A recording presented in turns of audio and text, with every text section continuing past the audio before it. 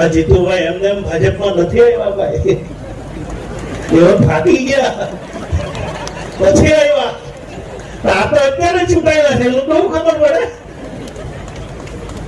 હજુ આવો તો ખરા, આગળ આવતી વખતે આવો ને, કદાચ આવે કે નહીં આવે તો સવાલ છે, પણ આવો. એમને મસીહા નથી થઈ જવાતું, કુવામાં તો અવાડામાં આવે. આ કુવો ભાજપ વાળા પાસે છે, મહેરબાની કરીને આ ઠગ લોકોથી ચેતજો. જેની પાસે કઈ છે જ નહીં તે વાયદા કરે તો કોઈ કામ થાય, મને સમજાવો. એક સામાન્ય માનવ સમજે કે પવન જોઈને હોકડું મૂકવું પડે, પવન જોઈને હોકડું મૂકવું પડે.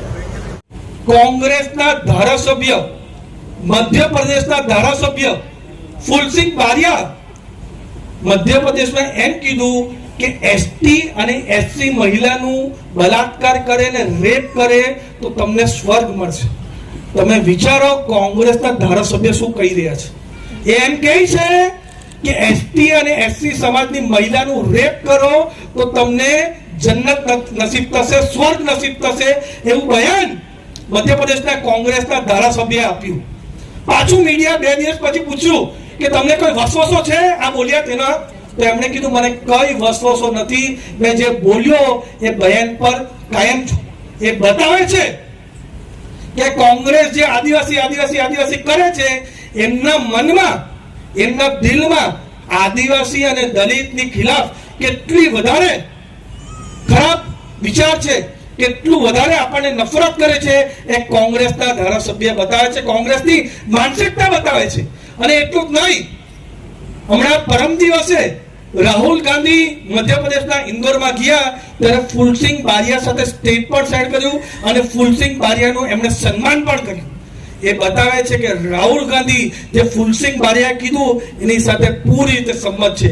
એટલે આપણે સમજી જવું જોઈએ કે આદિવાસીઓનું આરક્ષણ લેવા કોણ માંગે છે અને આદિવાસીઓનો વિકાસ કોણ કરે છે. અમે કોંગ્રેસના નેતાઓ અને દિલ્હીથી જે પાર્ટી આવી છે એ દર જગ્યા એવા બયાન આપે છે કે એમની પાર્ટી જીતશે, એમની પાર્ટીનો મોટો વર્ચસ્વ આવશે, મેજોરિટી આવશે. પણ હમણાં મહારાષ્ટ્રમાં પણ ઇલેક્શન થયું, પૂરા મહારાષ્ટ્રની અંદર એમના સુપડા સાફ થઈ ગયા. અને એટલું જ નહીં, બીએમસીમાં જે 223 જગ્યા સીટ પર ઇલેક્શન હતું એમાં દરેક સીટ પર આમ આદમી પાર્ટીની ડિપોઝિટ ડૂલ થઈ ગઈ. ફક્ત ને ફક્ત 423 જ મત એમને મળ્યા, એટલે નોટા કરતા પણ 10 ગણા ઓછા મત આમ આદમી પાર્ટીને મળ્યા. એ જ રીતે એમના ગુજરાતમાં પૂરી રીતે સુપડા સાફ કરવાના છે. ગુજરાતમાં વિસાવદરવાળી નહીં પણ દિલ્હીવાળી થવાની છે, મહારાષ્ટ્રવાળી થવાની છે.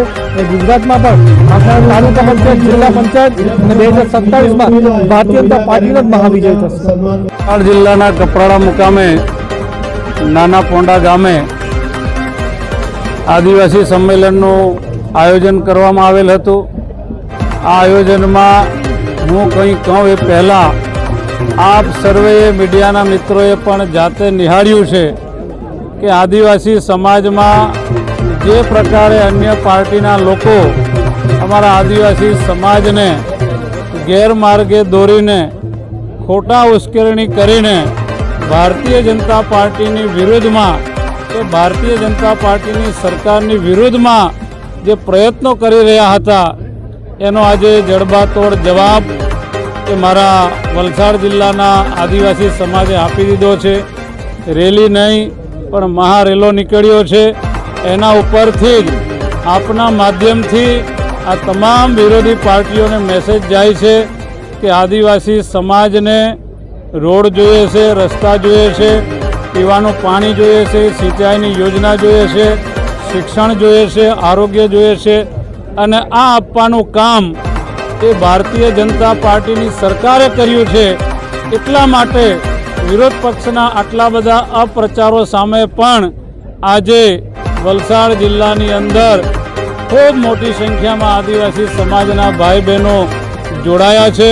મિત્રો, અમે જવાબ આપીએ એના કરતાં ગુજરાતની આદિવાસી જનતા, જે અમારો આદિવાસી સમાજ છે, એ જ જવાબ આપે છે કે આ પ્રકારની અફવાઓ છેલ્લા 20 વર્ષ 15 વર્ષથી વિરોધ પાર્ટીઓ કરી રહી છે. છતાં પણ આપ જોઈ શકો છો 5 લોકસભામાં વિરોધ પક્ષના સુપડા સાફ થાય છે. 27 આદિવાસી સીટોમાંથી 24 સીટોમાં કોંગ્રેસ અને અન્ય પાર્ટીના સુપડા સાફ થઈ રહ્યા છે. તો લોકો આજે સમજી રહ્યા છે કે ભાઈ ભારતીય જનતા પાર્ટી જેવી એક પાર્ટી છે કે જે આદિવાસી સમાજની પાર્ટી છે, ગરીબોની પાર્ટી છે, મહિલાઓની પાર્ટી છે, દલિતોની પાર્ટી છે અને વિશેષ કરીને આદિવાસી સમાજની પણ પાર્ટી એ માત્ર ને માત્ર ભારતીય જનતા પાર્ટી છે.